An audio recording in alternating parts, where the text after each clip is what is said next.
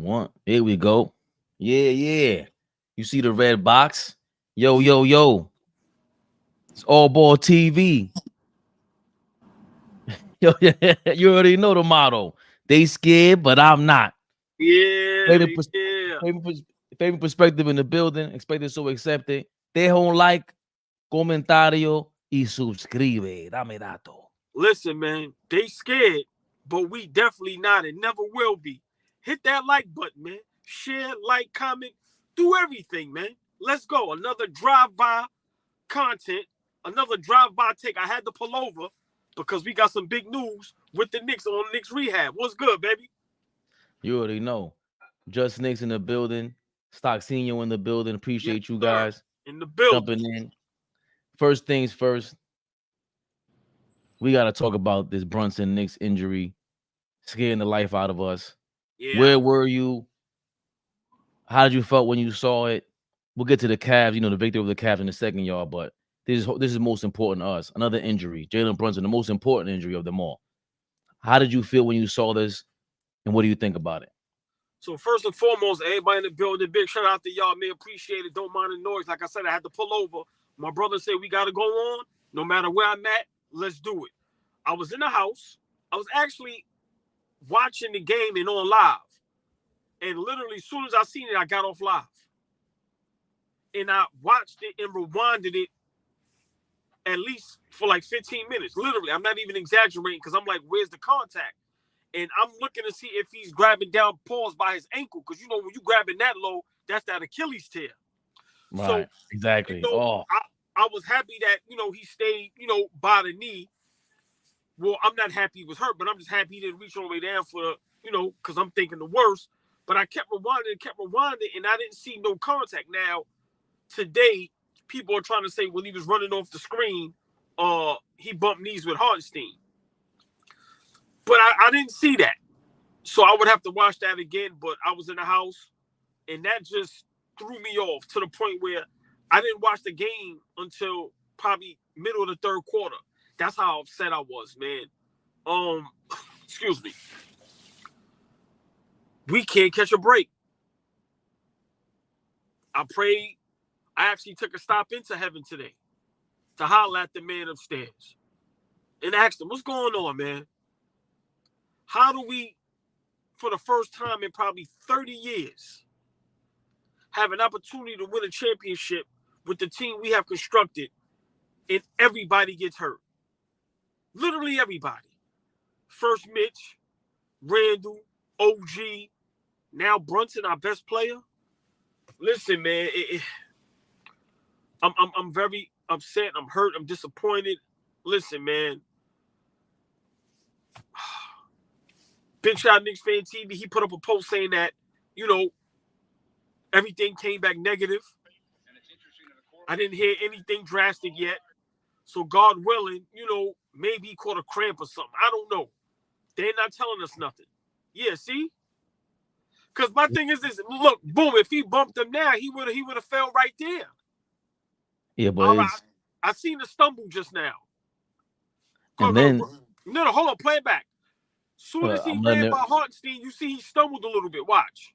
Right. No. Go from the beginning. Now, hold on. Let me see if I can rewind it like that. All right, now watch this. Boom. Now watch the stumble. See? Right. Kind of tripped. Right. So now this right here, boom. The doctor, see this doctor, I gotta shout the doctor out that he's on. Now everybody's gonna be on this doctor wave because I appreciate that. This guy's like the new sports internet doctor. He comes on here and he says basically right there is where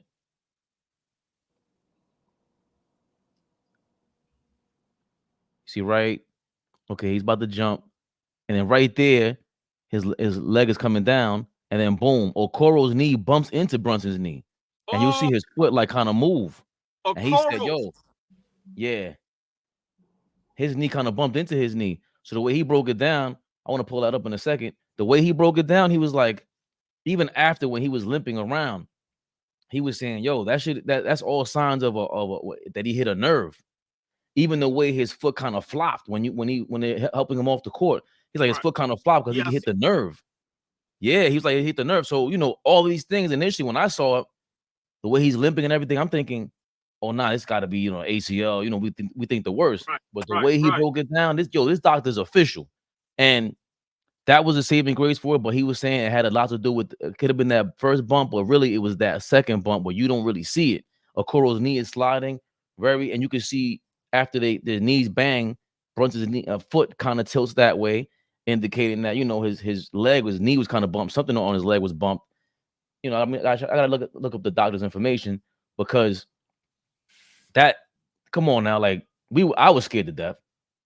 I was scared to death. I'm still scared. And I'm still yeah, scared because, like I said, it for some reason our guys that's hurt, there's no real updates. I'm sorry, like even with OG and Randall, there's still no. Even though they said, remember last week, Wojciech was saying that this Friday that just passed, we would hear something. There's still no updates on nothing. I don't know what's going on. So I'm definitely panicking. I'm definitely trying to figure out, like, hey, do we give up the season and just get healthy and ready for next season? Like, what's going on? well, here's an update from Ramona Shelburne on ESPN, and according to this, hopefully the audio is okay. According to this, shout out to Greg Armstrong. He said Jalen Brunson update from Ramona Shelburne on ESPN today reiterates that Jalen Brunson's injury is not considered serious. So let's see if you can hear the audio really good. Okay.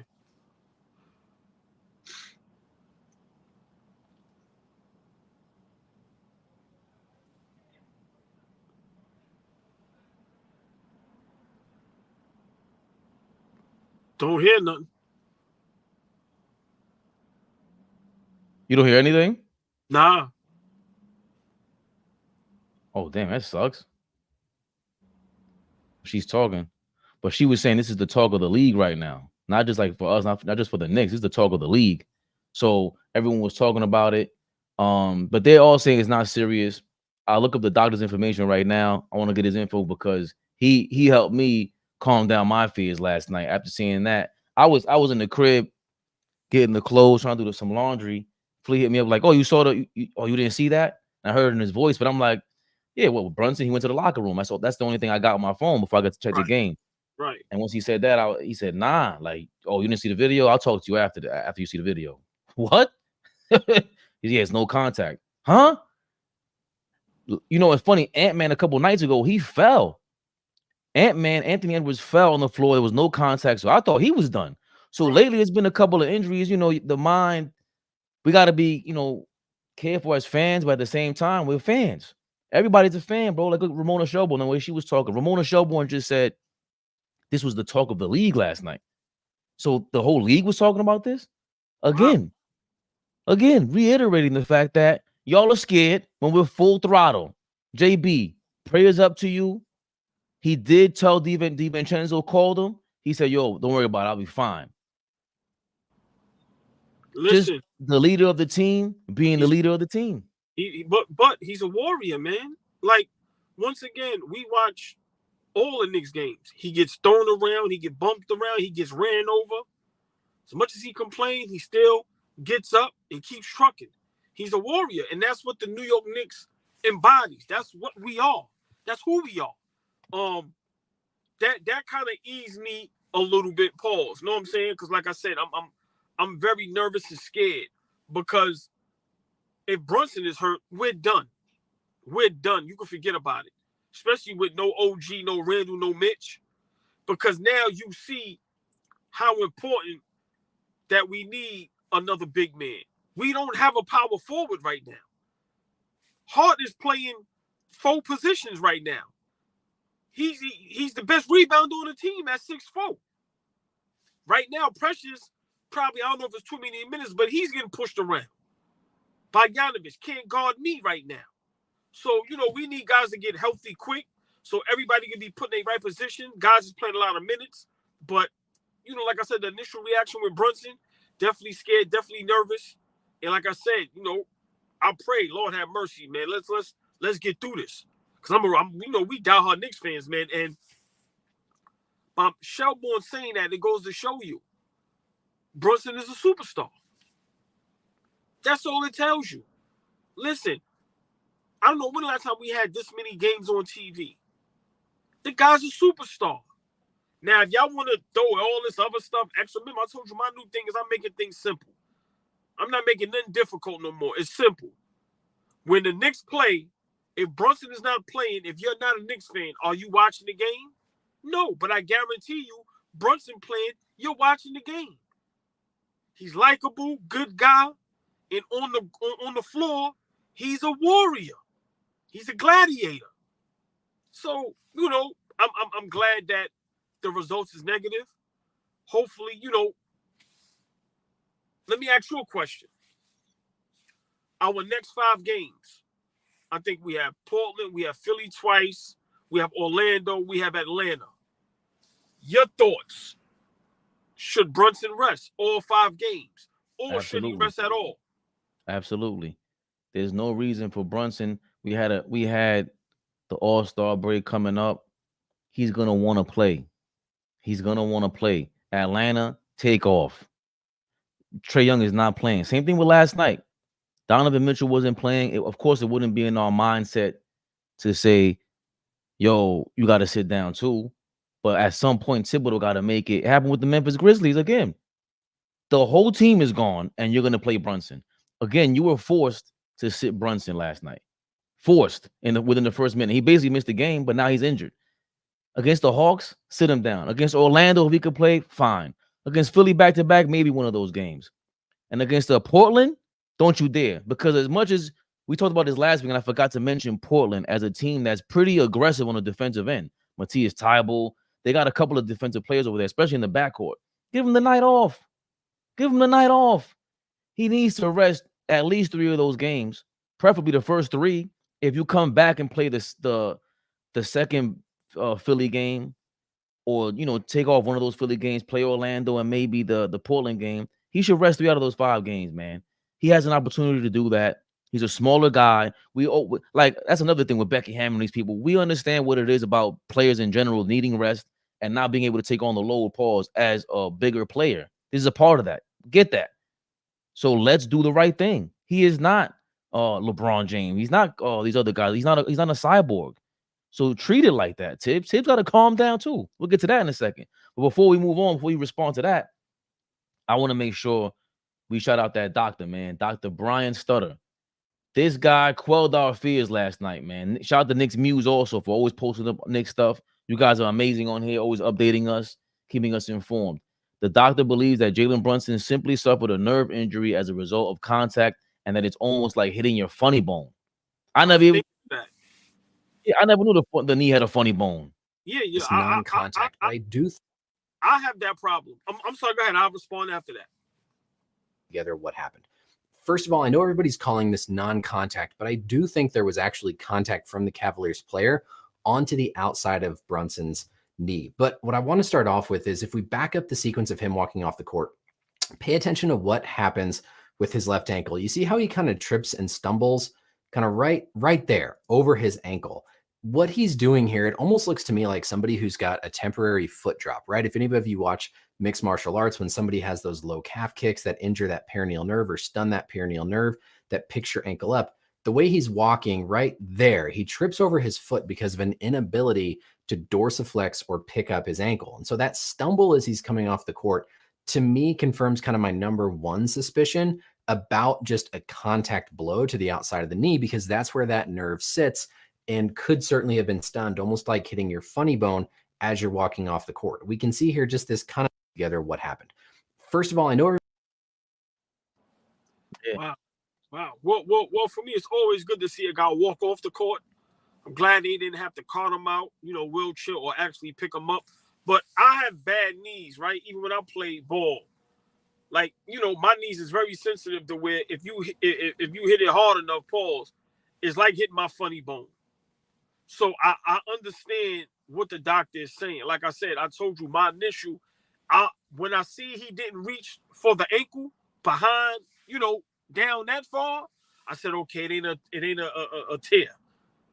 Because once you reach down there, it's game over. Once you reach, so, whether it was Hartenstein bumping the knee or the Cavalier player that was guarding them bumping the knee, hopefully it was that. But My thing with the next 5 games, what I think Tim should do, sit them all 5. If we could go 3-2, then we should be good. We should beat Atlanta. We should beat Portland, and we should at least win one of those Philly games. Okay, we lose to Orlando. If we could beat Philly twice, cool. But if we should be able to win one of those, that's 3-2. And hopefully by then, maybe him and OG will come back together. So that's what I would do if I'm the Knicks. But I remember what Kevin Garnett said. Big shout out to him. Listen, man, when I want to play, can't nobody stop me from playing. So sometimes, you know, we kind of got to stop ourselves. Are we still in the 4th seed? So for me, that real quick. Right. So for me, yeah, I think for sure he should sit out the first game against Atlanta. For sure. And depending on what happens after that, but if it's up to me, I'm sitting them all 5 games, and we should just go 3-2. If we go 3-2, that's fine. Without Brunson, that's totally fine with me. So we are currently in the 4th seed, half a game above the Philadelphia 76ers, 4 games behind, 3.5 games behind the Cleveland Cavaliers we just beat last night. We're 3-7 in our last 10. How far is the 9th? The 7 through 9. The Miami Heat have 26 losses. So we're basically a 1.5 games ahead of them. And the Orlando Magic have 26 losses as well. We have 25 losses. So the difference between 4 through 7 is 1 game in the Eastern Conference right now. The Pacers have 28 losses in the number 8 spot. The Chicago Bulls have 32 losses in the number 9 spot. So, real quick, let me show. Hope I'm not prolonging it, but the doctor broke it down beautifully. He shows you how when he thinks the knee was really impacted for Jalen Brunson. Low to the outside of the knee, because that's where that nerve sits and could certainly have been a steppage gate nerve, left knee. And as the Cavaliers player comes through, I do think there is some degree of contact, because we see Brunson's knee pointing off in this direction. And then right as the right knee of the defender comes through here, we see that knee go inward. I don't think Brunson's natural momentum is going to carry that knee inward. And so it does look to me like there was contact knocking against Brunson's knee. Even the way that the Cavaliers player knee kind of swings through and leg swings through here, I think there was some contact there to the outside of Brunson's knee. So you heard it first from him. Hit another angle there. Don't want to prolong it, but just shout out to Dr. Brian Stutterer, man. You really quelled our damn fears. The internet is beautiful. Like I always say, we live in the best and the worst times, and this is part of the best times where you get some immediate reaction from some random doctor out of nowhere, and he sounds official, and everybody else kind of confirming what he's saying. I totally agree. What happened? I'm laughing when you said sound official. What if he's not even a doctor? Like I just need he's a quack. No, don't do that. We can't do that. You can't say he's a quack. We can't do that right now. We need more proof. No, what if he worked at Walgreens? He's just a regular person. But big shout out to Walgreens. I'm not saying or disrespecting nobody that work at Walgreens. I got me a regular job too, but I'm just saying, what if he's not even a doctor? Because you like, yo, he sound good. Like what? The foot drop here is no mostly official with the MMA. Because I'm questioning the shirt. Would a doctor wear that shirt? I don't know. But big shout out to Dr. Kevorkian. For quelling our fears last night. For deadening our fears last night. You're looking for the cloak. What do you call that? The coat, the white lab coat. I'm being real. If I'm a doctor, I'm wearing that cloak all day, every day. I don't care what I'm doing. Where's your stethoscope? Listen, I'll be in the house with the wife, and now she's like, "Well, you gonna go use the bathroom?" She's like, "Would you put on your cloak?" I'm a doctor. So listen, man. Listen, Doc. Listen, man. Next time, leave a Freddy Krueger shirt somewhere else, man. You know. But all Dr. Brian, we appreciate you, man. Right. All jokes aside, you know, we just trying to have a little fun. But listen, man, big win. Listen, man, Josh Hart. He got the right last name. He gets on my nerves sometimes, but he got the right last name, Hart. Listen, man, that triple-double last night, Big shout out to my guy Deuce. Listen, that was a big win. And it just goes to show you, Cleveland, listen, man, what I've been saying. Great regular season team. They not no threat. I'm sorry. For you not to be able to we be talking about double digits. For you not to be able to beat us, and we don't have no start. We have one player from our starting five. Y'all still got Mobley, Garland. So, listen, like, big win. Big win. So, listen, man, I think what's most important, we look at how we played, and if we can duplicate that in these next couple games, we'll be all right, man. And I really think we can. I really do. Because what's going to happen is Tibbs is going to have to shorten up that rotation for guys to get the time and the confidence and the shot selections. Like, guys can play, So, DiVincenzo, Bogdanovic, them guys take a lot of bad shots, but given the opportunity, listen, man, they came through. And I got to say it again, Josh Hart, 6'4", but playing like he's 6'10". Of course, when he get the ball, I wish he'd give it up. But rebounding, toughness, defense, scrappy. Listen, man, he's John Starks on steroids. I love it. I love it, but we need this consistently. If you're going to be starting, we need this every night. I'm sorry, we need this every night. Injury or no injury, we need this every night. If we get him and DiVincenzo to play like this consistently, we're winning the championship when we're fully healthy. It's not even close.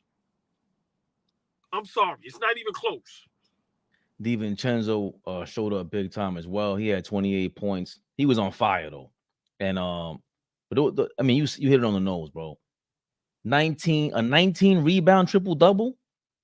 If you just saw that stat, 20 years from now, you're gonna think Josh Hart was some sort of 7'4" guru out here, 6'5", 6'6", 19 rebound triple double, 19 rebounds, 13 points, 10 assists. But the most crazy part, which is we'll get to the Tibbs thing in a second, 45 minutes. Jesus Christ. Yeah. He basically only missed 2.5 minutes on that court. Yeah. I mean, he snatched our guy's chain. Donovan Mitchell. Are you guys still sure you want Donovan Mitchell? This Donovan Mitchell? This guy? You want him on the team? This guy? That's the guy you want on the team? AllBall? Nah. You don't want that guy on the team. Nah, well, right now, how we're constructed, we don't need Donovan Mitchell at all. I think we're fine. Like I said, unless we can get like a superstar, a Giannis. Now I'm scared for Embiid. But if we can get a Giannis or Embiid, then yeah. But if not, I think we stay how we are. Because like I said, if we're healthy, we got toughness, we got defense, we got rebounding, we got shooting, we got a superstar in the button superstar, we got Brunson and Randall. Then we got a 3-and-D guy that's top 5 two-way play in the league. So I think we have it all. We just have to be healthy. But once again, only way I'm making a trade or a big splash, it got to be a super duper star. A Giannis, a Joker, a Embiid, something like that. If it ain't that, we good. We good. And again, shout out to, you said Julius Randle, shout out to him. Josh Hart being a part of the Knicks record books last night. Josh Hart joins Julius Randle as the only Knicks to average 15+ points, 10+ rebounds, 5+ assists, and 2+ threes in over a 6-game span. That's according to the Knicks PR. But New York basketball, shout out to you guys. You always show us love. Josh Hart, just the last 6 games showing a lot of heart. Julius Randle did that, has done 6 and longer many times, including in the entire 2020-2021 season. So, Josh Hart being a part of the record books here. You mentioned John Starks. I think that's a perfect comp.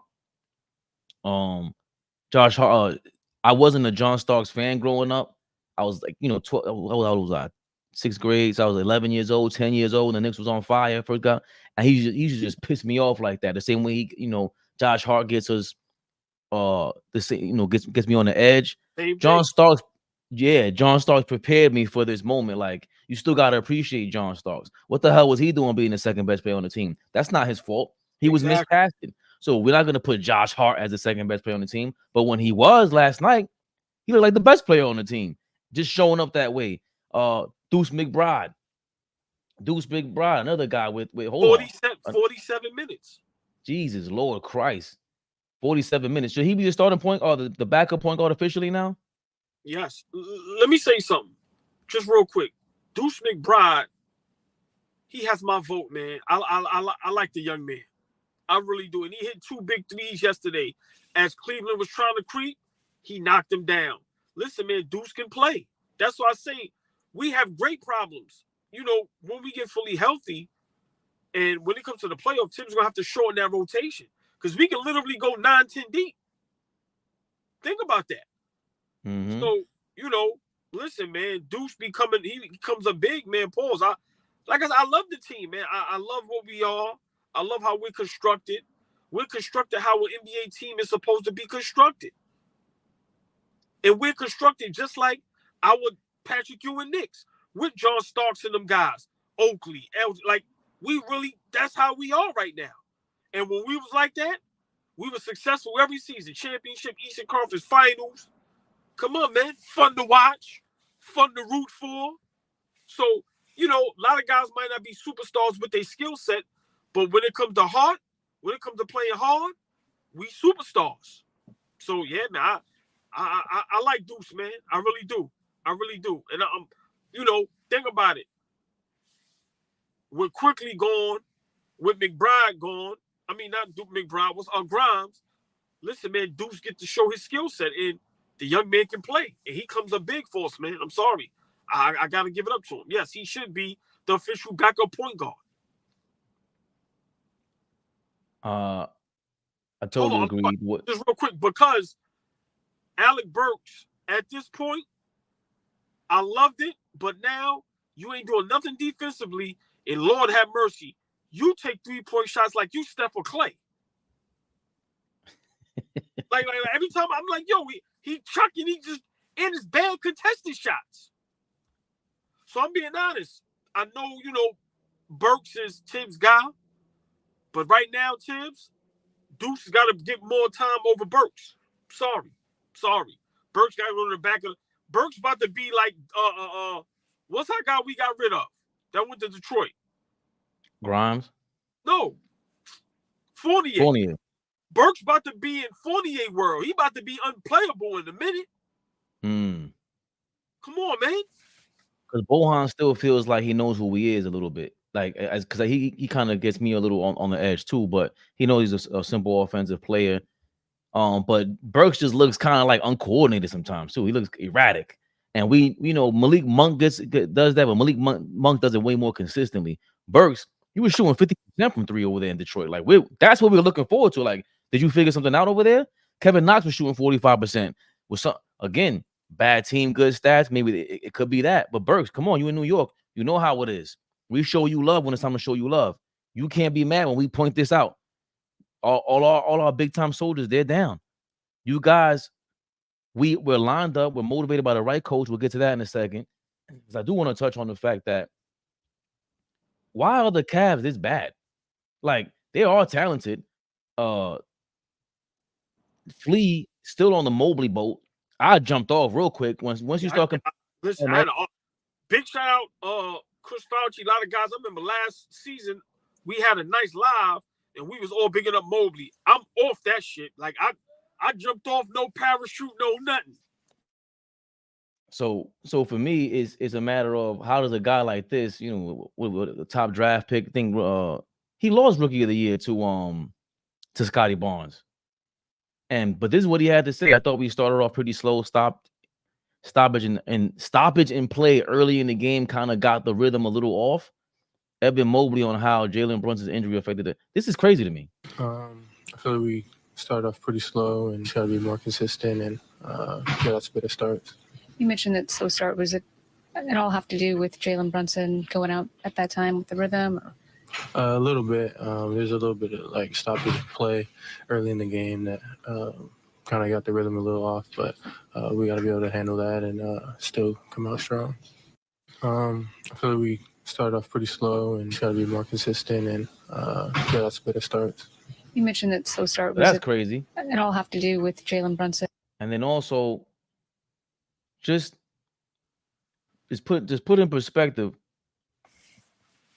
Hold on. Just to let y'all know, somebody shouting out AllBall. I had to go show some love. Come on, man. See what I'm saying? So real quick, finish that topic with the Cavs. How Mobley sounds. How he's, to me, he's soft. All them Garnett, Tim Duncan comparisons, get them out of here. Tim Duncan spent 4 years in college, came into the league. We saw something. Hold on. I've never heard that comparison. Where you heard that at? Everybody made these comparisons in rookie season. Wow. And ever since then, he's been going down the hill. You can't lose the way you did last year in the playoffs to us. Look at what JB and it could be JB Bickerstaff now, who's gotten his props. Don't get me wrong, Kobe Altman out there from Brooklyn, president of basketball operations with Cleveland, from New Utrecht, Brooklyn. I know where you from, Kobe Altman, and I'm giving you your props. But your coach, listen, the Cavs coach JB Bickerstaff on the Knicks losing Brunson. I think we let our guard down. We prepared for a matchup one way, and without him, we thought it was going to be a little easier. They stepped it up. You give NBA players with talent an opportunity late, they're going to bite you in the you know what. Okay. So aren't we totally glad that we have Tibbs? Why does it keep doing that? Why is AllBall getting kicked when I join? There we go. Hey. Don, what up, Don? Look who it is. What's going on? I feel bad. The West Coast Knicks hater himself. Not a Knicks hater. I love the Knicks. Mm-hmm. So I love the Knicks. Okay, so let's get to this. But before we talk about that, about your love for the Knicks, let's get into what the approach JB Bickerstaff has with the Cavs. How they weren't prepared for Jalen Brunson to get hurt. That sounds insane, especially after last year in the playoffs that we smoked you guys. And then on top of that, all we hear about from Knicks fans, and I think it's a casual take now, we're blaming this on Tom Thibodeau. He gets all the blame for all these injuries. Meanwhile, all we talk about is load, and Diamond's here for this. All we ever talk about, and AllBall, you hate load management. You hate the players' approach to the game. What team approaches the game the way that we want to, more respectable than the New York Knicks? Playing 48 minutes? This is all salute soldier style. I understand what happened with Derrick Rose. I understand what happened with who else did they complain about that got hurt under Tom Thibodeau? They're saying like he's gotten this. I get it from back in the day, but now today, the Brunson injury wasn't his fault. There's so many things that wasn't really his fault. And would you really rather have JB Bickerstaff or Tom Thibodeau as your head coach? That's not close right now, especially after last night's game. You think it's close? I feel like people have been really high on Bickerstaff and the job he's done with the Cavs this year. But that's my point. So would you want him as a coach when Mobley, your guy, the next Kevin Garnett, right? Whoa. Who said anything about Kevin Garnett? Let's not get stuck on that, right? But the next Kevin Garnett, right? He's under JB Bickerstaff, and he says that we weren't prepared for the star player for the other team to get hurt. That means you didn't capitalize. You're supposed to smell blood at that point. So the fact that Tom Thibodeau would never have allowed that. We got our backup to the backup, getting 19 rebounds, going crazy right now. No, well, I agree with those points. Well, I mean, I've been saying it. Cleveland is a great regular season team, and it seems like that's the Donovan Mitchell bug. Whatever team he plays for, they're gonna have a great regular season, but when they get to the playoffs, they're not a threat. Garland is a good player. He's not a great player. So to me, they just have a lot of good players. Do you think Donovan Mitchell is going to have to have a moment in a couple of years where he's like, you know what, if I want to win a chip, I got to be the second guy, like a Kyrie Irving or a Jamal Murray type of deal with someone better than him? Well, I'm being honest. That shit, he's not a superstar. So I don't understand. I hope he's not, in his mind or going to a team thinking he should be the number one option. Well, he has. So he's been the number one option all 7 years of his career so far. Right, but that's by default. I'm not. Right. I don't think a team would trade for him for him to be their guy. Now the Cavs did, and they've gone back to the playoffs because of it, which you have to say that's good. Right, because it's the Cavs. I think no disrespect. Right. I think the Cavs is just fine with having good seasons and getting to the playoffs. After they lost LeBron, they'd never get another LeBron. So I just think the Cavs had to make that move, but I don't think the Cavs thought at one moment that you know, this guy here is our future, our number one, and he's gonna take it to the promised land. He's a good player, but like I said, he doesn't move the needle. Flea's asking, why is Dame a superstar, but Spida is not? Explain that, AllBall. I just think Dame is that's a good Donovan question. Mitchell No, had a better year last year. He had a better year the year before. Well, all right, let me ask y'all a question. Dame Lillard in Portland, Donovan Mitchell in Utah. Who was a more exciting player? I think they're both equally exciting. I think Dame has bigger moments. Dame has bigger moments. Dame was more of a star in Portland. Yeah, I can't. Yeah, I don't. But again, he's more of a star because he showed up. The Rockets game winner, the OKC game winner. He is Showtime. He is. Right. He's a Showtime guy. We talk about a star, yes. But now which one has a chance to be the superstar? I think those moments give Dame Lillard more credibility. But I don't know who's better like that in their prime or whatever it is, to be honest. Who brings most to the table? Neither one of them played defense. Right. Well, Donovan Mitchell last year, I haven't seen him in full games this year, but he was playing pretty decent defense. They kind of re-engaged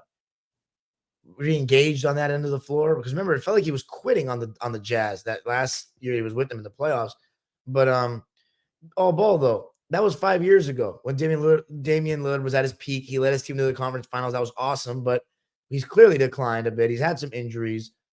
The last 2 seasons, Donovan Mitchell's been better than him. And you can even argue 3, but Dame was pretty cold in 2021.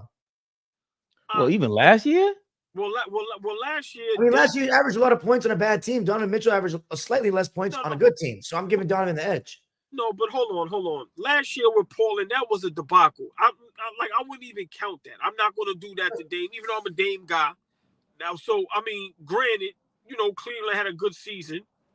But once again, who's the best team in the East after Boston? It's Milwaukee. Dame is on Milwaukee. He's still averaging 25 plus. They're not. Are they the second seed, though, in the East? We fear them because of Giannis mainly, right? Oh, yeah. Because Dame this season has not done anything. I mean, of course, I'm Damian Lillard in crunch time. He definitely is somebody you're scared of. But throughout the game, I mean, yeah, but Dom, right now this season he's not been really that good. But Milwaukee got Dame for the playoffs. I don't want to make an excuse. I'm not trying to justify nothing. Dame is not having a great season. I was totally wrong. I still think though, when they get to the playoffs, there is a scouting report on Dame like everybody else. Of course. And now, Milwaukee has a guy that they can put the ball in his hands and say, move out the way, we down 2 or we down 1, and he can pull from half and maybe knock down a game-winning shot. They got a closer. For me, I'm asking y'all, game on the line, who would you rather have with the ball in his hand, Donovan Mitchell or Dame Lillard? Not even close. I think Damian Lillard is the clutchest player of this generation. That's why he's a star over Donovan Mitchell. Well, that was my point. That's again, see, Dom, those moments, the clutch moments, don't get me wrong. That's the difference for us between, like, for a lot of people, between like Kobe and LeBron. We're not getting into those arguments, but that's what makes people mislead us into thinking that we got 47 minutes and 58 seconds of the other portion of the game, bro. And who's more impactful during that time period? That's arguable for me. It's always has been. Neither one of them are these 1A guys, in my opinion. Like, neither one of them. Dame is closer to being a leader, and we've seen leadership behind them. But again, they don't have what Brunson has. This thing that Brunson has created in New York City, I didn't see that in Portland. I didn't see that in Cleveland so far. So when we talk about why they're not superstars, that's why.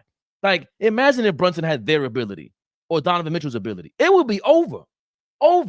So who's better? Is that the question? Right now, it has to be Donovan Mitchell, Don. I was gonna say, I agree with your point with giving Damian Lillard the tiebreaker because of his clutchness when we're talking career and peaks. But right now, it's not really that debatable who's more impactful for the 47 minutes or 45 minutes. Donovan Mitchell is definitely better than Dame right now. Okay, I mean, wow, really? Up front, bro. He's leading this team to the 3 seed or whatever it is. With Mobley and Garland out for so long. We got to give him props. Yeah. So hold on. Portland, Dame, Utah, Donovan Mitchell. Who you taking? Portland, Damian Lillard, for sure. I mean, the clutchness, I agree with you. With now, your hold point. on. And now this season, when we get to the playoffs, because Cleveland's going to have a good record, Milwaukee going to have a good record. They may match up second round. Exactly. But even if they don't match up, we're going to see who's going to step up in the playoffs. So I give you right down this year, Donovan Mitchell is better, and he's playing better basketball than Dame Lillard. I agree to that. I can't argue that. But let's be honest, Donovan Mitchell in that series is going to be the one catching all the schemes from Milwaukee. I'm not saying they're not going to scheme Dame, but he's the second option. So he's going to be able to benefit from Giannis. Donovan Mitchell, he's going to have to really create again, and he's going to get found out in the second round. That's the highest they're going to me, the second round, because of the stuff you guys are saying. You know, we've seen what happens with Donovan. He's still pretty small. It's the same thing it's my same thing with Brunson. Like, I have the same thing with Donovan. But I like Brunson. Don't you dare include these guys in the same breath. Oh, well, they're still both smaller guards that are the leading scorers on their teams. So far, we agree.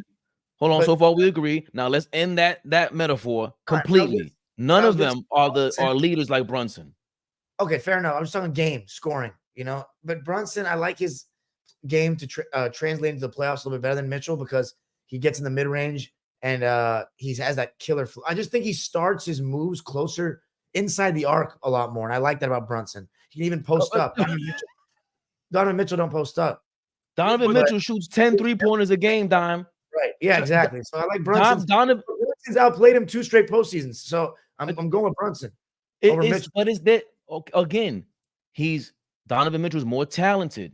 If you came out the womb 16 years old and you had to choose which guy you wanted to hop out of bed with what skill set, what talent, it's Donovan Mitchell. He could jump through the damn roof.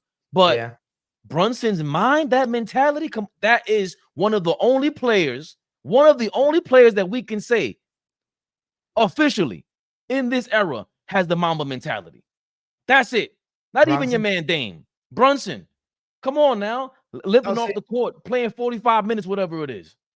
I'll tell you this, though, AllBall. Even if they beat the Cavs, I don't know if that proves that Dame is better than Donovan Mitchell. But I will say this. Damian Lillard has nowhere to hide this postseason, AllBall. He's the second option. Kyrie Irving, we saw with a generational player, won the championship as a second option. And I always said that if Dame had that opportunity, he would take it as well. And he has to take it. But with Glenn Rivers, bro, it's not going to happen. But Dame, he's going to have to. It's still players first, though. It's still players first. I'm just a Glenn Rivers hater. But it's just it's players first. Well, I agree with that. Well, what was the coach that Milwaukee won? Button, how you say his name? Budenholzer. But listen, Milwaukee won a championship with a bad coach. I don't think Budenholzer is that much better or worse than Doc. I'll put them in the same boat. So I'm not gonna. Of course, I'm gonna make it as a joke, but I'm not gonna. As much as the blame it'll be on Doc Rivers, Giannis, and Dame, like I said, for me and Don, y'all know me, I've been very consistent with this. When you got 2 superstars of that stature, it's title or bust. Dame, Giannis, Paul George, Kawhi, LeBron, AD. To me, those Kevin Durant with Bill or Booker.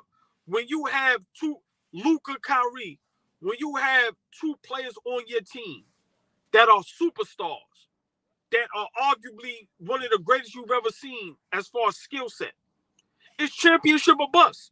So as much pressure as it is on Dame, those duos I named, it's pressure. It ain't pressure on Shea Gilchrist. It ain't pressure on Brunson. It ain't pressure on Ant-Man. No.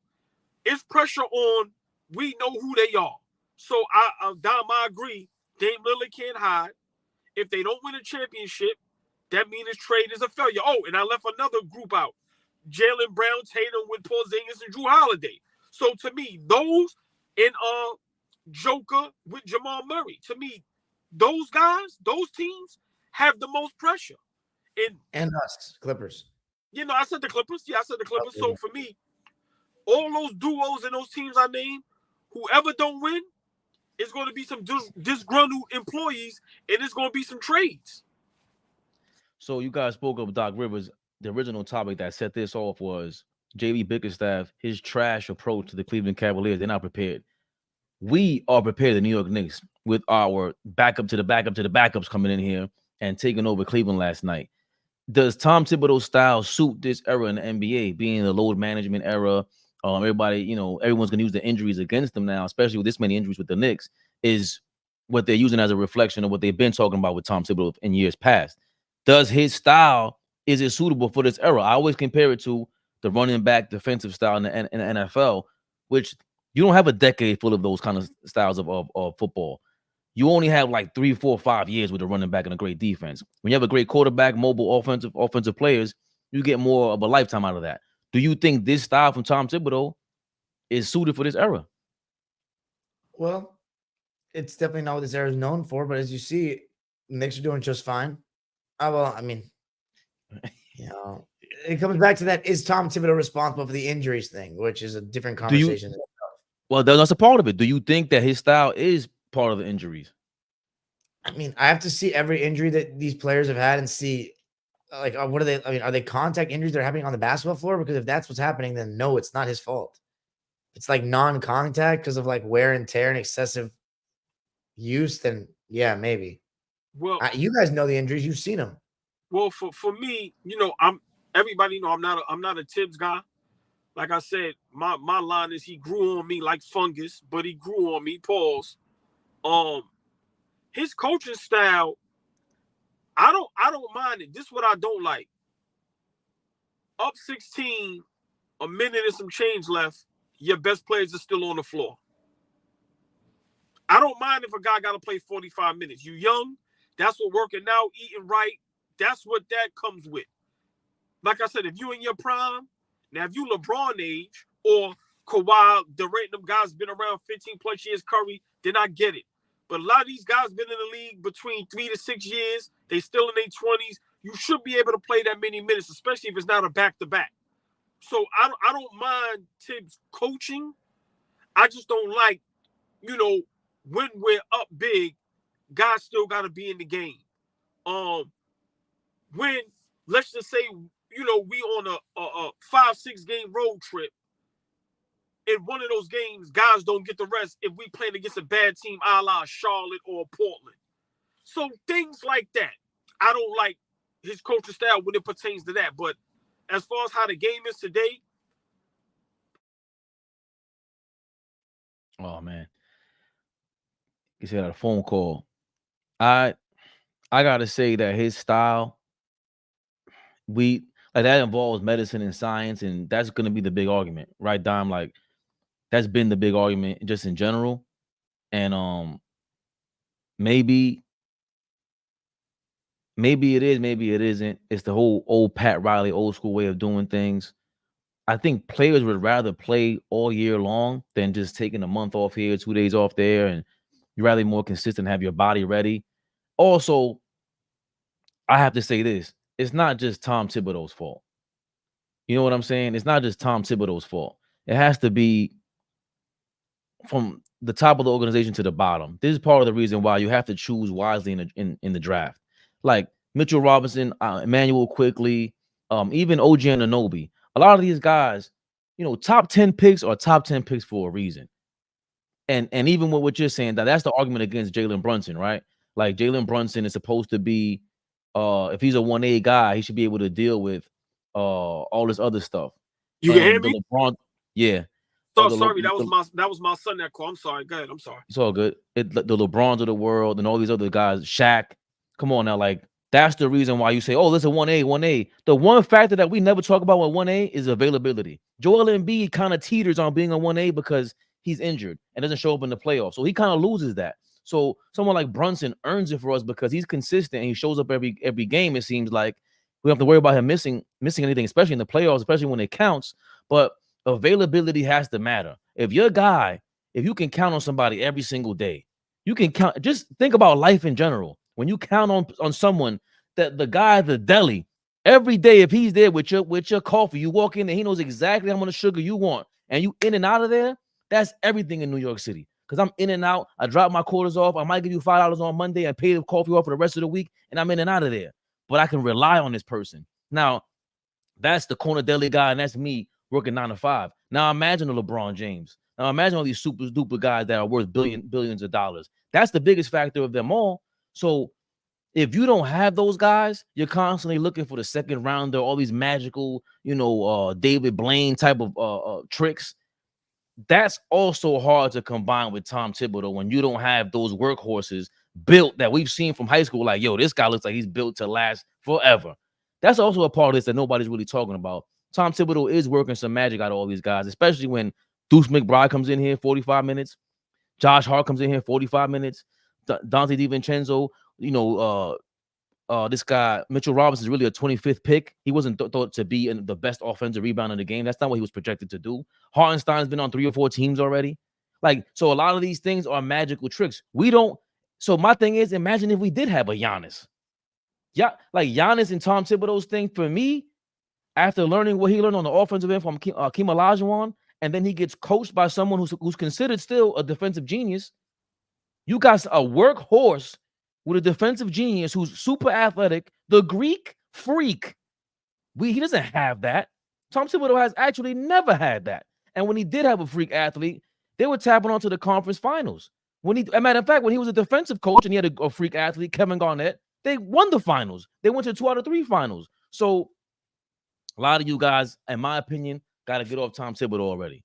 He's worked his A off. He's won me over. I was the biggest critic before, but I hate the rotations, like you said, all ball. If the Memphis Grizzlies are missing 20 players, Brunson has to sit out. Yes, but he's won me over, man. He's gotten my vote. But you know what? Just real quick, just to piggyback, and I'll be brief. He doesn't have the personnel like other teams to where you can low manage. Think about it. We got all right, Dom.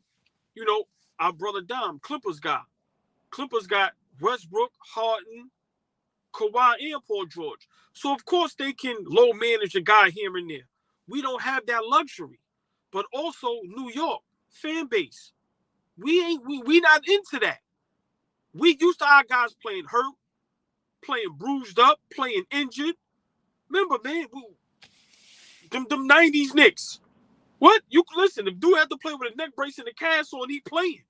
So it's a different mentality with New York. Like you said, I'm starting to like Tibbs. I'm not in love with Tibbs, pause. But he's a formidable coach. And when he got the right personnel, when he got OG, we seen what happened. When he got his defensive guy, we seen what happened. He turned into people start being, he could be coach of the year. So, I'm not going to blame this on Tibbs. Like I said, the only thing I don't like is certain games, we shouldn't have to play our guys, or we should play the minimal minutes. And if we up 14, 15, 16, minute and some change left, Brunson, them guys shouldn't still be on the floor. So that's my beef with Tibbs, because last year I could count at least 10 to 15 games where we was up double digits in the fourth quarter and lost. So, 100%. Yeah, so like I said, I'm not, you know me, I can't wait to blame something on Tibbs. I'm not putting this on Tibbs. And like I said, Deuce, Brunson, even though Hart is young, he's been around for a while. DiVincenzo, them guys is young, man. I don't mind them guys playing 40 plus minutes. I really don't. When you that young, I don't mind it. Now, like I said, you an older guy, I get it. But I don't mind it. And I know how it is to play ball. When them dudes don't, listen, if them dudes are tired, they get off the court. Them dudes want to play. I know what it is to be that young. You kidding me? Nah, I want to play. So I got to give him props, man. He's work. Big shout out to Stevie Wonder, my father. This is his favorite quote. You got to work with what you got. Tibbs is working with what he got. And he's doing a hell of a job. And this is from AllBall, who y'all can go through my posts. I do not like Tibbs, but I'm learning to respect him. Hey, man, he's doing the best he can. He's doing a hell of a job. And if we can get to the playoffs with all these injuries and still be a 4th or a 5th seed, even if we go down to a 6th seed with all these injuries, come on, bro. You got to give him props. It should be more, in my opinion. The Celtics coach has improved. He's gotten the Celtics playing, I guess, their style. He's going to get more consideration for coach of the year. Tibbs already got coach of the year once. That dude from Phoenix should never got one. Monty Williams. You see it now with Detroit with a disaster he was. But he should get more. I'm not saying coach of the year, but he's gonna get more of a nod. How many injuries do we have to make the playoffs? And especially when we're teetering on, when at our best, we look like the best. The Celtics right now, they unilaterally have the best talent and they're playing the best. So they look scary as hell to all of us. Let's not get that twisted. They look unbeatable right now. Yeah. Come on now. And that's how we felt about our Knicks a month ago. And just to finish this off, you just used the word respect. That's the one thing, no matter how down I was about Thibodeau, every player, no matter what I heard about them, say, you know, what rumor there was attached to that player and Tom Thibodeau, there was always nothing but respect for Tibbs. He's the way Tibbs even commands, he just walks into the, I can't lie. That Bill Parcells, you know, even Greg Popovich's kind of way he walks to the train, into the press conference, he just like what y'all asking me, man? Right. Like, listen, you gotta have a military style approach to in coaching. Like, you guys have all these questions that I cannot allow to infiltrate my team and our thoughts. Not happening. So that command of respect, you see it with the players. I've never seen anyone kind of disrespect Tibbs. The only guy was Obi in the background one time when he got caught on footage. Let me say this before we finish this off. Pause. Think about Tibbs. All these coaches in the league have a superstar, 2 superstars. Remember, to everybody else, Randall and Brunson is not a superstar. Let me say that again. All these great coaches have 2, some have 3 stars or 2 superstars in the star. Let y'all tell it, Brunson and Randall was neither one. And look what Tibbs is doing. I think that's the part that cannot be overlooked. What happened with Julius Randle? This is his 3rd team. Isaiah Hartenstein. This is he was on Chicago, Houston, and the Clippers. This is his 4th team. Mitchell Robinson, 25th pick. IQ became a 6-man a year candidate. Damn near won the award. The only guy that can't say they really improved was RJ Barrett, in my opinion. But I don't want to beat that dead horse. Jalen Brunson was not thought out to be this big. Again, another myth about Tom Thibodeau was you cannot develop under him. Now that's a flat out lie. Julius Randle might get his. He developed 2 all-stars, 2 all-NBA guys. All-star is one thing. That means we might want to see you on the court because you might have some flash and pizzazz. The all-NBA is a different nod. So, and now OG might be a defensive player of the year caliber guy. Nobody said that. Maybe the Toronto hardcore Toronto fans, I don't want to take away from them. But OG Anunoby coming in here looking like Kawhi Leonard in his prime and then some is crazy. It's just all under Tibbs. Before y'all say that we're glazing him or whatever it is, you should have heard what we said for the last couple of years about Tom Thibodeau. We hated his guts. So he's earned our respect. That's what it is with New Yorkers. When you earn our respect, we fighting for you. We dying for you, damn near, it looks like. Listen, I still hate his guts. Yo, come on, man. Yo. You want to read some comments before we get to a reaction? Yeah, read some comments. Shout out to all 40 people in the building on this Monday. Y'all know how we know. You saw Knicks Rehab. You saw AllBall TV. You know the motto. They scared, but I'm not. We not scared out here. Y'all see what it is after the injury. We won a big game. You came, you wanted to talk to your people. This is where you can conform at, like the ball, like cheers. Everybody knows your name in here. We shout you out. You want to curse us out? We'll shout you out. You ready? Let's go. My bad. I was mad hype all ball. Let's go. Foxinho.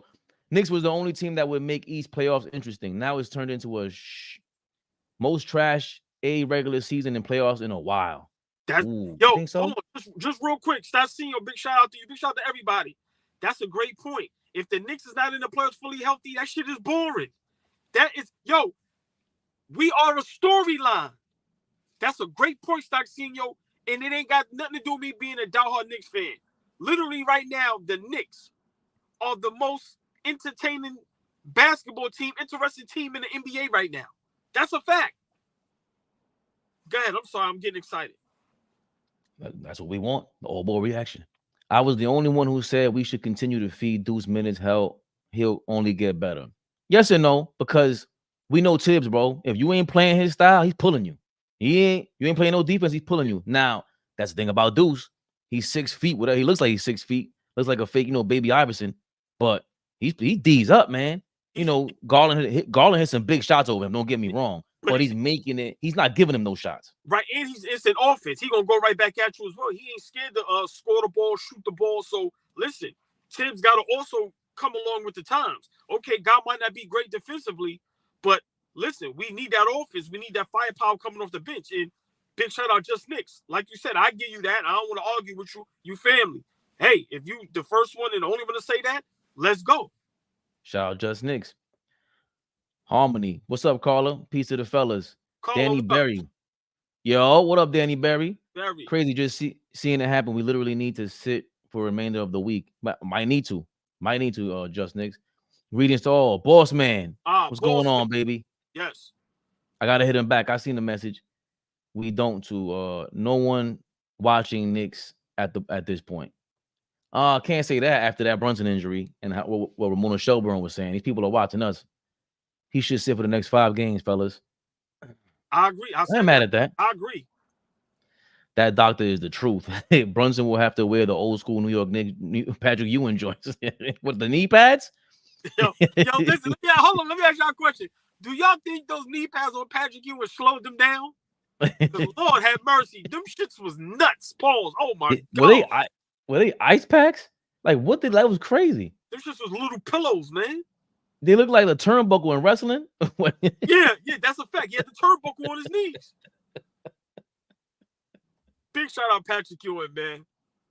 Listen, I don't like that Pat is not at a lot of the Knicks games neither. I don't know what's going on with that relationship, but I don't like it. I every time they show Pat, he via somewhere in the house. I don't like that. Leon Rose, that's one thing they got to get together. They got to understand. You got to marry every single generation. If you're smart, you're $1 billion company. You're about to be if you keep going at this rate, you'll be the most valuable team in the league and then some. Because at some point the Knicks were the most valuable franchise in the NBA and we ain't won nothing, right? So imagine us going crazy if we win. You have to marry the eras, man. You cannot, James Dolan, put your hate to the side or whatever it is. You got to bury the hatchet with Charles Oakley and these guys. You just have, I know Oak is a lunatic. The way he talks is crazy sometimes. I'm like, Oak, you got to chill out. Well, I understand Oak, but more important, more so than Oak, I need to see Pat at them games. I see Sprewell, Tim Thomas, Jamal Crawford, Allen Hughes. I see all the guys. I need Pat at them games, man, because Pat embodied what New York was, man. You crazy?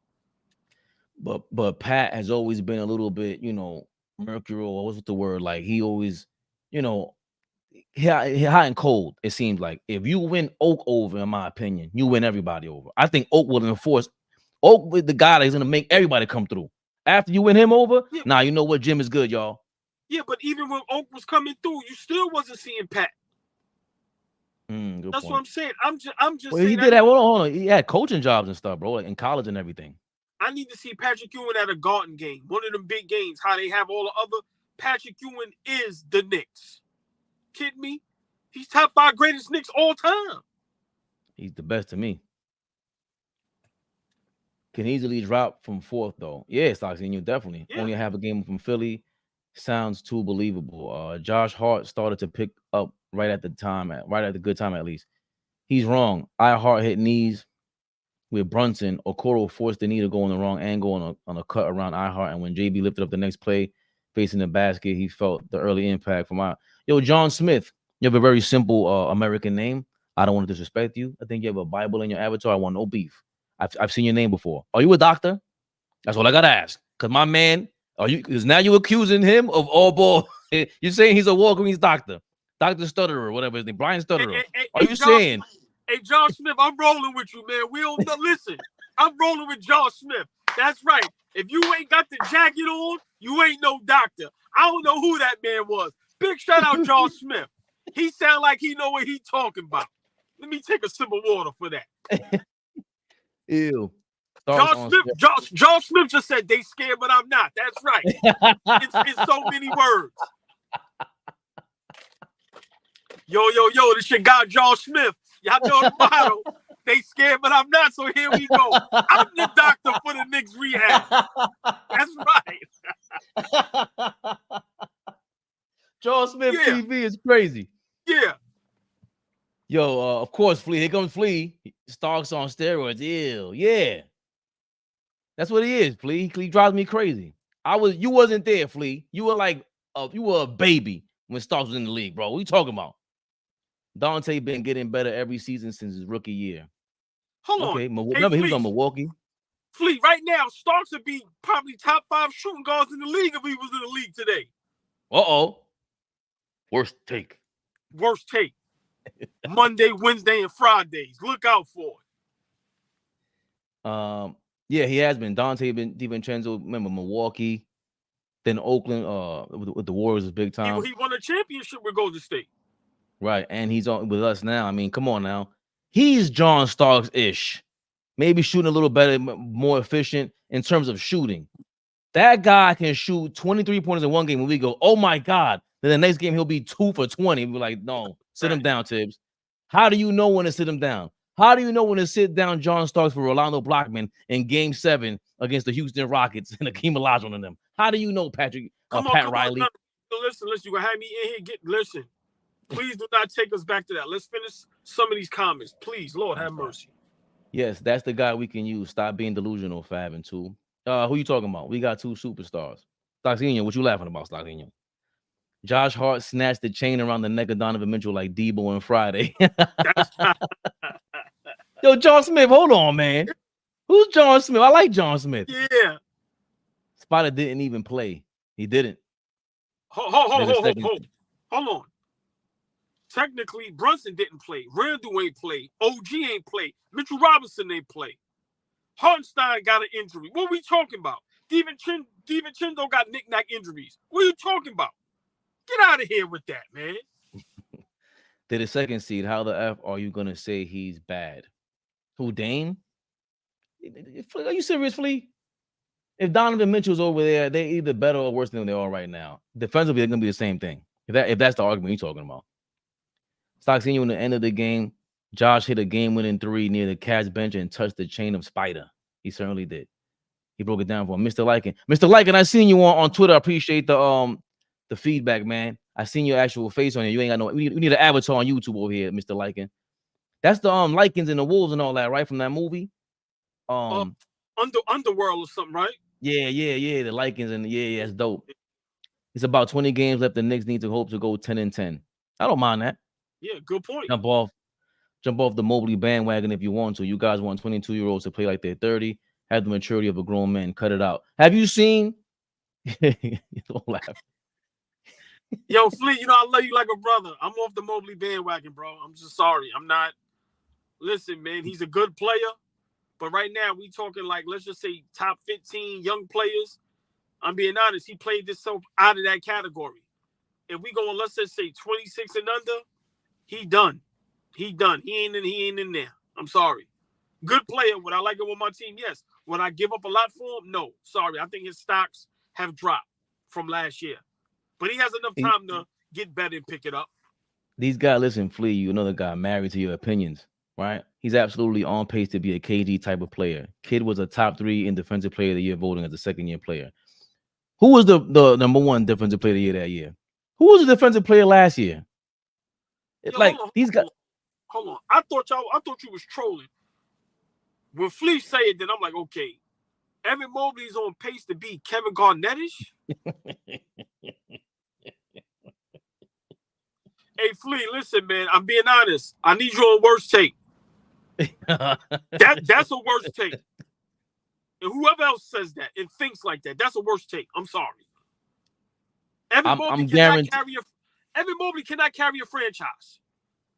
Evan Mobley, you cannot give him the ball and go give me a bucket. Sorry, Flea. Wrong on this one. Love you, though. Drop the mic. But D Rose was a high flyer for his injuries happens to those type of players. Yeah, exactly, Harlem CEO. Like, we kind of expected that. We were surprised. Like, him and Westbrook, we were so shocked that, like, yo, they're going to do this for 10 years? We did have that. Remember, we've been traumatized with Penny Hardaways of the world, Grant Hills of the world, getting hurt like that. So we've seen it. And again, shout out to D Rose because we and Flea gave him his flowers last week, bro. Talk about Mamba mentality. Yeah, who can really come back into a game? Yeah, who can? How many hurdles as he had to go jump over and still play ball. He's still out there today. So they lucky his career was cut short by injuries, because Lord have mercy. Listen, if he'd have won the ring, youngest MVP ever, that whole point guard list, listen, man, that thing would have had to been shuffled around. Because I'm telling you, man, when you watch him in his early stages with the Bulls, listen, man, he was a threat, man. He was a threat. D Rose got better every year. That was one thing. I was a Russell Westbrook guy, but you know, him and the D Rose comparison, I was like, yo, D Rose gets better. Neither one of them were good defenders in my opinion, but D Rose just got better jumper every year, and just he felt like he hit layups.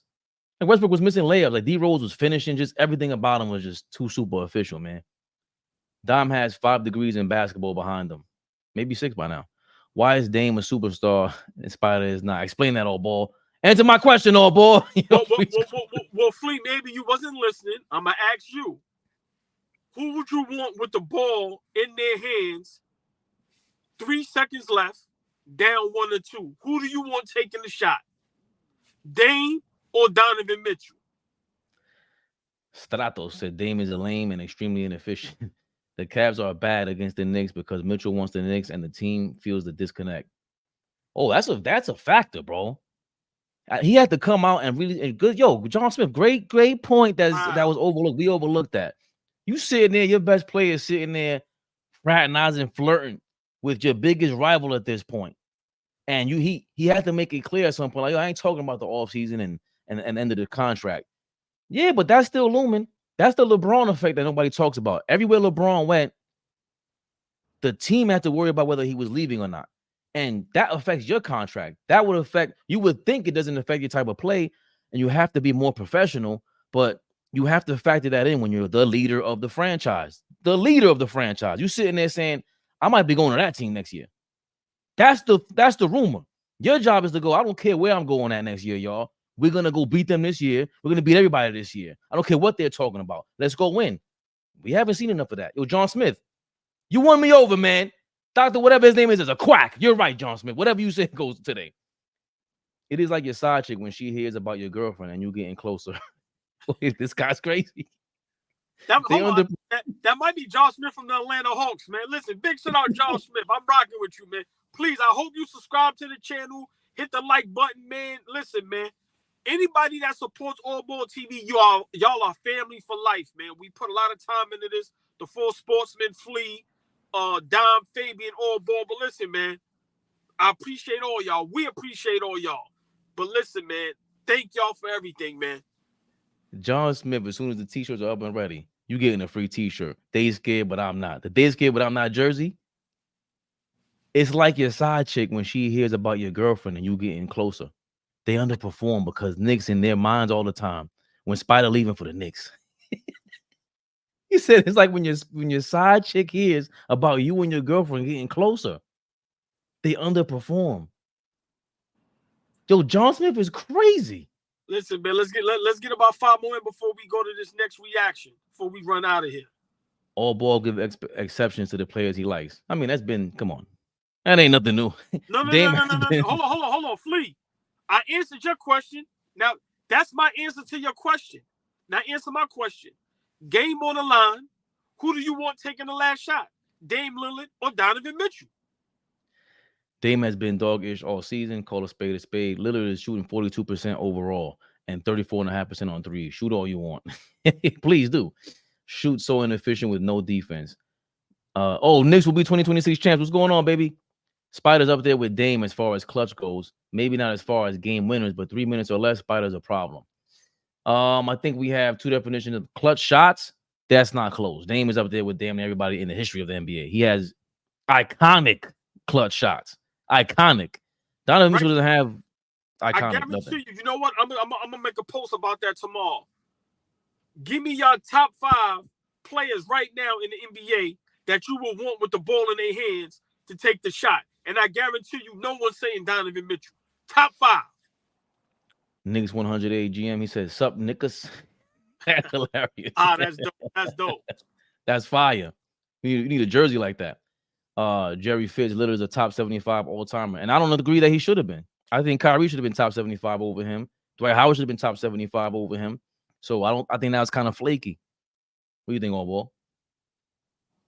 I don't think neither one deserved to be in there, to be honest with you. I mean, I would probably go Kyrie over Dame, championship. And he played a vital part in that championship where, at any given day, he was the best player on the floor, just like LeBron. So I probably would give Kyrie the edge because of that. I agree with you with that. I don't want to argue that. Bucks were so lucky in those playoffs, though. They were, but you got to win. Got to play what's in front of you. Got to eat the Still food on your plate, baby.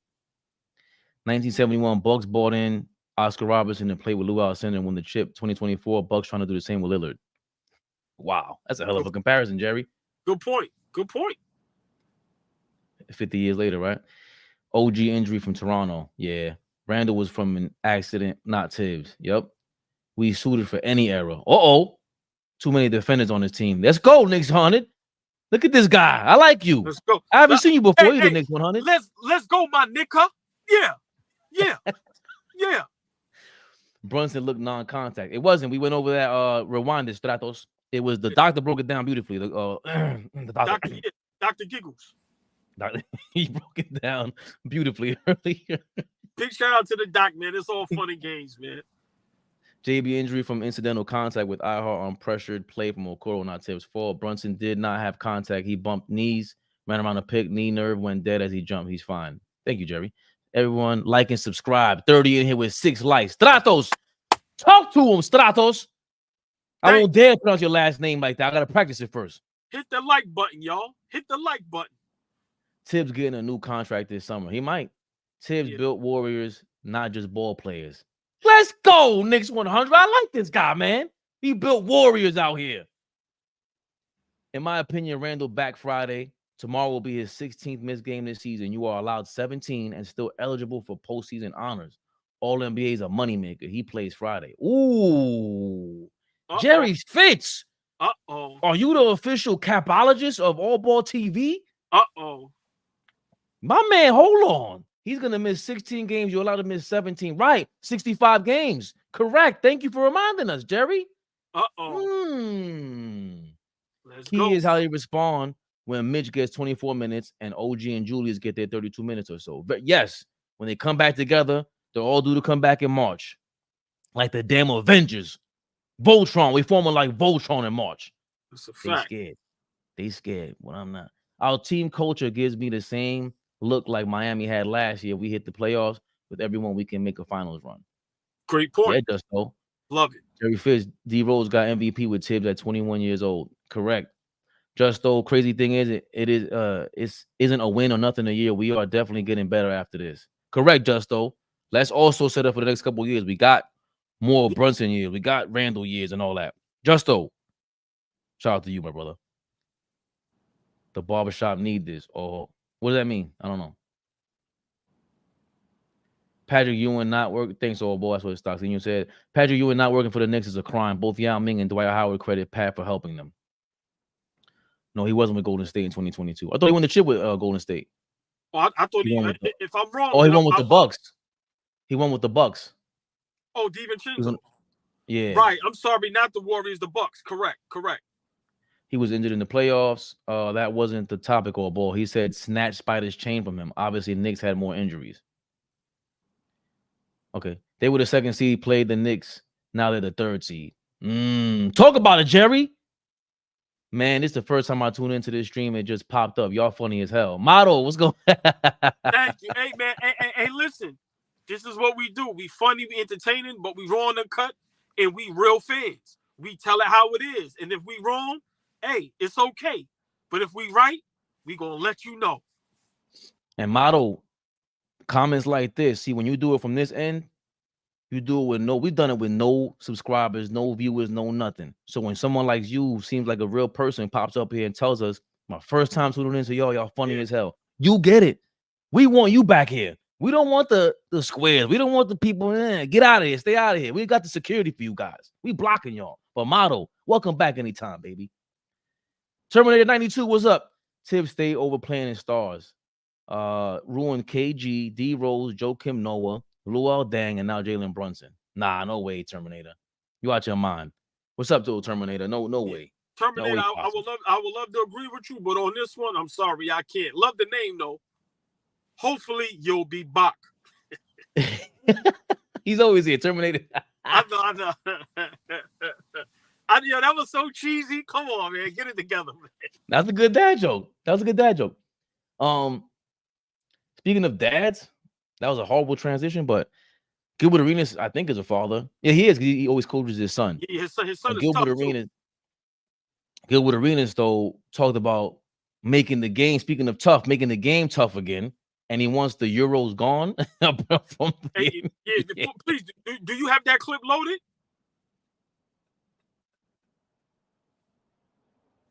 Yo, that sounds crazy. Crazy. The NBA took away aggression. They took away aggression to open up the Euro League. When they first started getting here, it was too rough for them. And they didn't make it. They didn't make it, right? So eventually, they softened the rules. They didn't soften the rules for the Americans. They softened the rules to open it up international.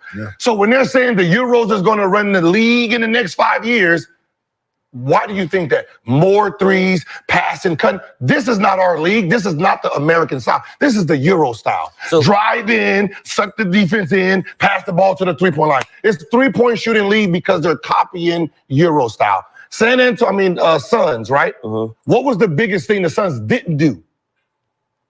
Defense. Ole, let's go. Boom, let's go. Right? 7 seconds. 7 seconds. Now, everybody, we don't want to foul so we can go try to score.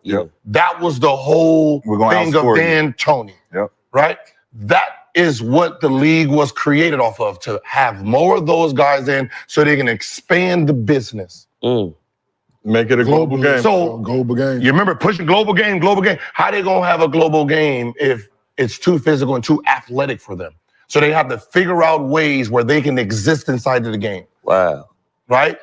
Create more opportunities, bring in more shooters so they can survive. So these guys can become shooters. He cooking. No, that makes sense because when they're not ISO players. Who was the best Euro to have handled? No, I swear that makes sense because when he was just talking, I'm like, man, it feels like a lot of the issue is like the game is like a 3-point game now. So it's like everybody just shooting. Nobody's really applying too much skill to get to the basket. So when everybody's shooting, you really ain't got to guard a motherfucker because they shooting from the logo or they shooting from 5 feet behind the 3-point line. So that make a lot of sense. He said that, and I also seen this quote. I wanted to get him saying it verbatim, but Gilbert Arenas blames Europeans for bad defense in the NBA. Get rid of all Europeans. You go to college to learn defense. What college players do Europeans go to? They have no athleticism. They have no speed, no jumping ability. They are a liability on defense. They are 150 euros in the league today. Name the top defenders. None. Just Rudy Gobert and the Greek Freak. Other than that, they are offensive players. Yo, man, it's wild business. AllBall, what do you feel about Gilbert Arenas is banished the Euros from the NBA and they ruined the league's competitiveness or defensive competitiveness? Now, you know me, I never agree with Gilbert, even though I think he has the best platform on social media, YouTube. When it comes to ball talk, the whole setup, everything, fire. I love what he said. Once again, that's the definition of they scared, but I'm not. I'm gonna tell it how. I'm gonna talk to y'all how we really talk. See, that's what AllBall TV's been about. Y'all gotta remember, we've been around before a lot of people, and our motto is always, we're gonna talk how we really talk. And when we by ourselves with our brothers, our friends, our family, our kids, our wives, this is real basketball talk. And them dudes is really going, yo, you know the Europeans is effing up the game. He has a point, even when it was Ginobili and Kukoc in the back, Tony Kukoc in the back in the days. No defense.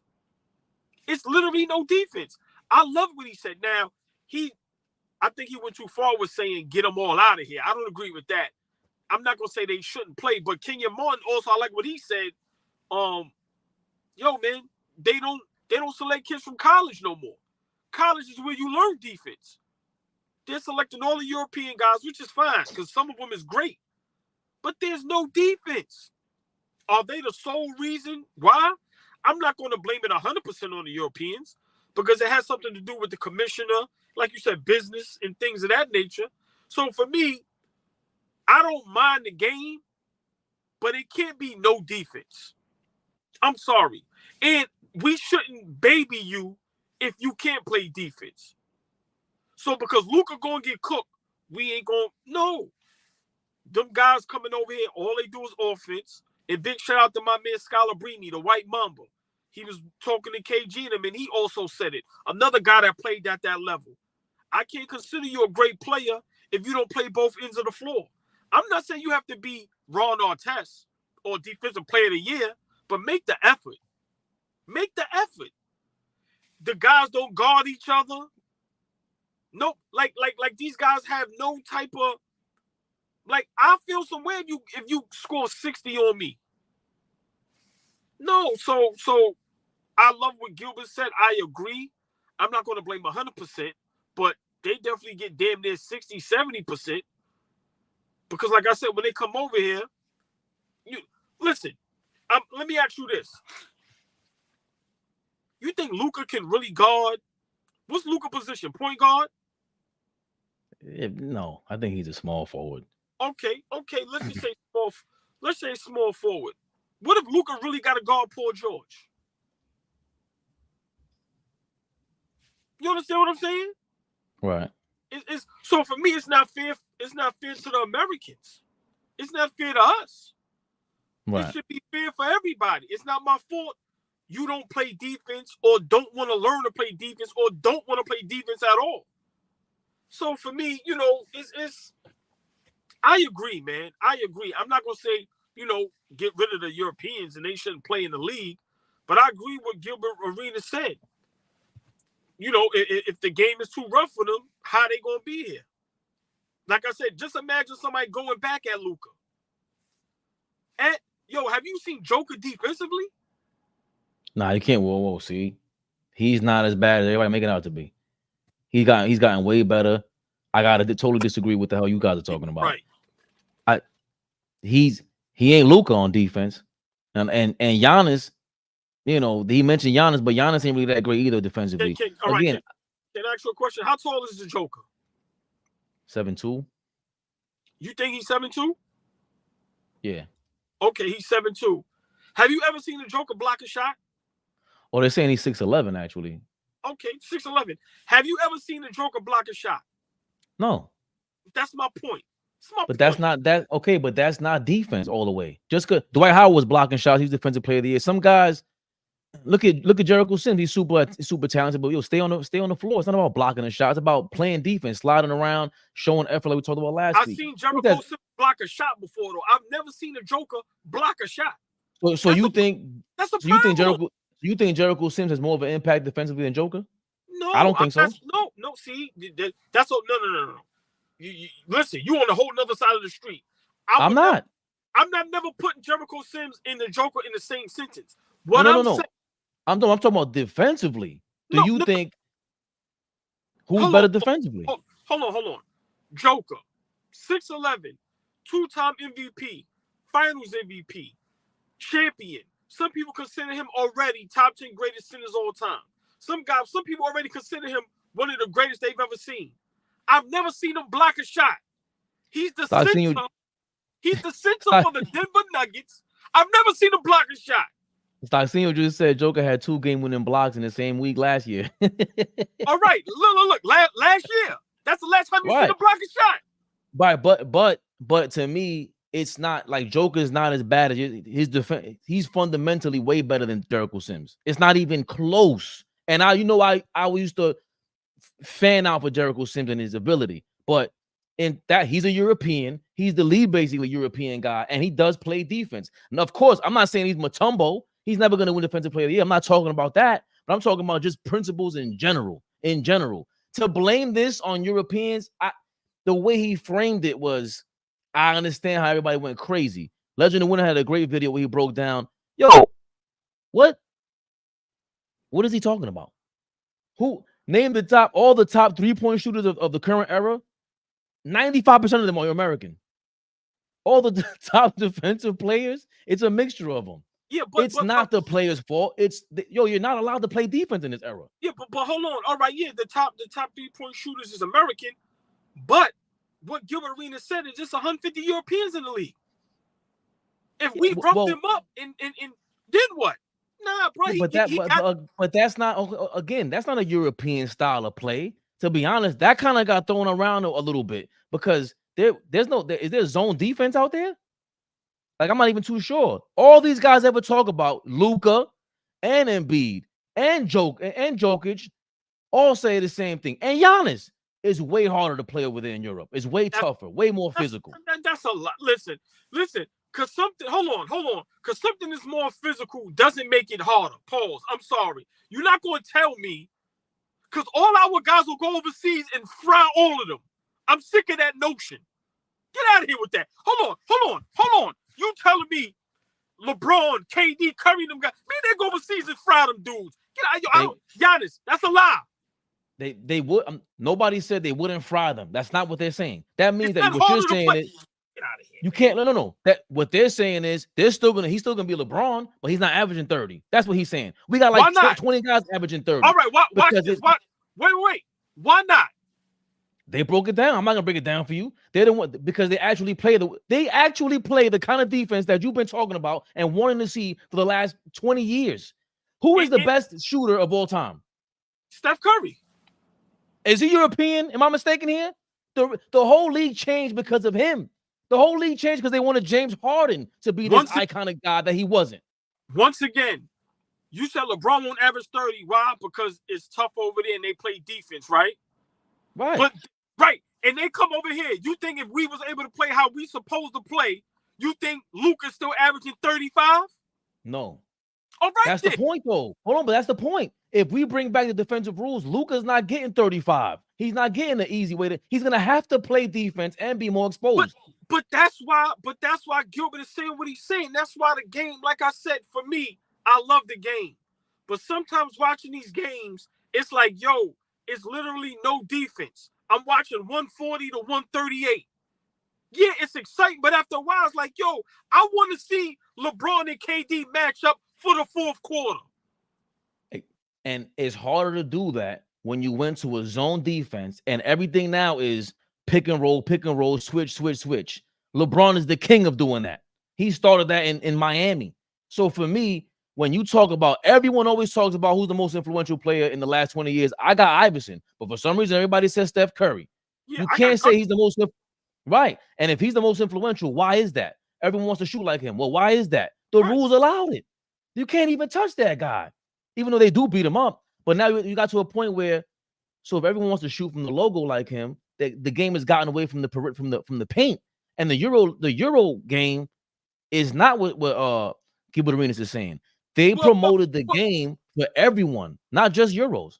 Well, hold on.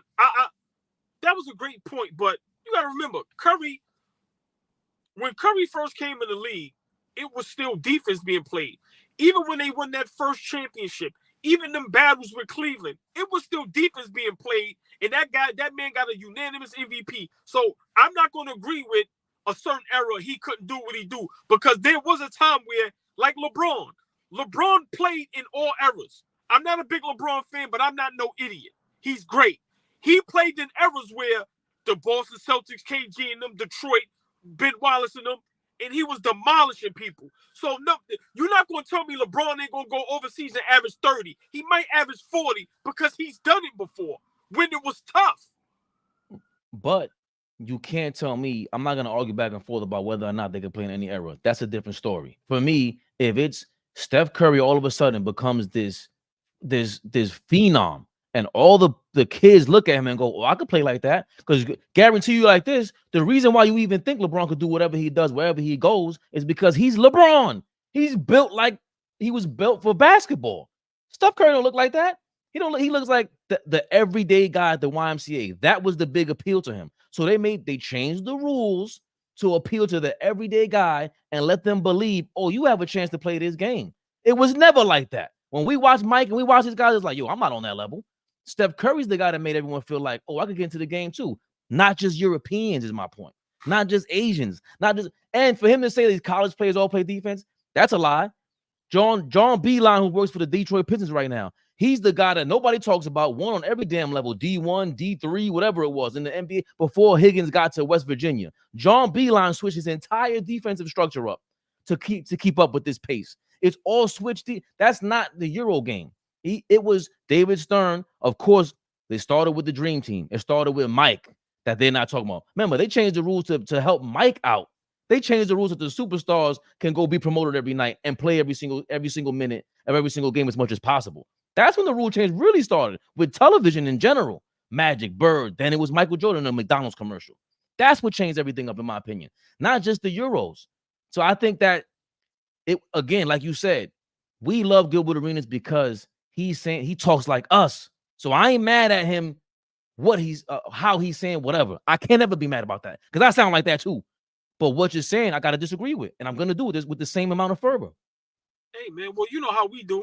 That's why our platform is the best, because we always going to respectfully agree to disagree. And I'm gonna just finish mine on this note. I have no problem with none of the European players. A lot of them is great. I disagree with him saying that they all ruined the NBA. I think it played a part, but I get the business part of it. When you want to grow a fan base and you want to go global, you can't have an ugly physical game. Little kids and females don't want to see that. So I get that. But for me, the NBA took it too far to where it's Olay. It's just literally, and there's no, like, I've seen players literally just, like you said, if you YouTube James Harden, that clip of like 3-4 minutes where he just let guys go by and he doesn't get scrutinized, the coach don't put him on the bench. Like, are you kidding me? So for me, I get it. I just think the NBA went too far. Like I said, I like when the Knicks played Detroit and it was a no call. Sometimes you gotta let the players settle it. So for me, I get it, but the NBA took it too far. Adam Silver is taking it way too far to the point where now it's almost like a good all-star game every basketball game. You know, in the playoffs it gets a little tough, but the regular season it's like a great all-star game every game. That's the problem. It did go too far, but that's the point. That's the business of basketball. The owners, everybody sat there and they made it a point to say, "Nah, we want to see more points." Same thing with football. I don't like watching football. I dislike football. I don't want to use a strong word, but I do hate it. I can't watch it. That's not football. And it's funny because Tom Brady came out and as soon as he retired, he said he admitted it. Tom Brady won. That's why that ring in Tampa Bay, I don't even count that, Tom. Get out. You got 6. That was not in the real era. You might have 5 if you leave it to me as a New Yorker. We took 2 of yours in the real era because of that. Because it was tough. They put hands on you. And with basketball, to your point, how many Draymonds can you have in the league doing what the hell they want to do? You can't have, one on each team, 30 of them, because there'll be 30 highlights a night where they're like, do I want my son playing this game? You can't have that. Hold on a second. Hold on. Wait. Maybe, I don't know how much time you have. 30 seconds. Can we not have a Draymond on each team? Why not? No. We can if it's not where people get punched in the face or elbowed in the face. I don't mind being tough. I don't mind a hard foul. But he goes overboard. You cannot have 30 of those in the league. No, you can't. But you can have physical play without hurting somebody, without going across somebody's face, without causing somebody to bleed. You can have physical play without doing that. You can foul somebody hard where you foul them across their arms. You don't have to go across their face. You don't have to. So, no, you can't have 30 Draymonds. But the game needs to be a little bit more physical, or the refs need to get out the way sometimes. Shout out to you guys in the comments. Robert Paulson, we nothing but love for you. He said Luka played 32 minutes a game in the Olympics, averaged 23. He plays 38 this season and averages 35. He damn near averages a point a minute.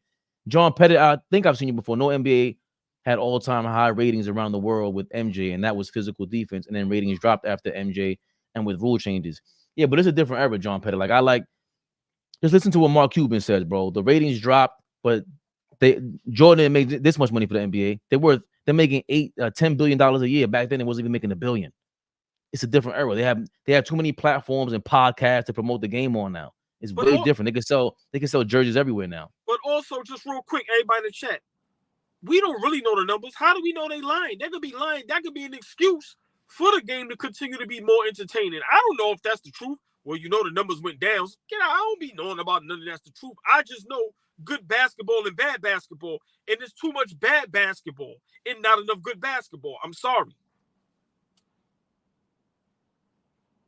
No, I think it's the truth. It's all in the money, the commercial money, the ad money. Like they really have. Like think about it. They really have money. The ad money is crazy. Come on, we on YouTube. The ad money is too serious. Right. I'm not saying to add money and that stuff. I'm just saying, I don't know if they tell the truth as far as, well, we only made this much, or we took a dip, or this and that. Listen. All I know is when I watch, like you said, with football, whether the numbers is up or down, you know it ain't physical enough. This is trash. They took away the running back. You can't touch a wide receiver. They throw a flag for anything. So that's all I'm saying. Throw the numbers out, just like Barkley and them used to say. Y'all too much on the analytics. It's okay. I'm not saying don't make it entertaining. They going too far. My opinion. 1,000%. Nah, I totally agree. It's Knicks Rehab, Fabian Perspective. That's All Ball. You tuned in to AllBall TV. You know the motto. They scared and I'm not. Like, comment, subscribe. Oh, they don't like, comentario, suscribe, dame dato. Y'all know the drill, man. Hit that like button. Listen, when y'all see the notifications, jump on here, show us love, man, and y'all know the drill. They scared, but we not. AllBall TV, we out. We out of here.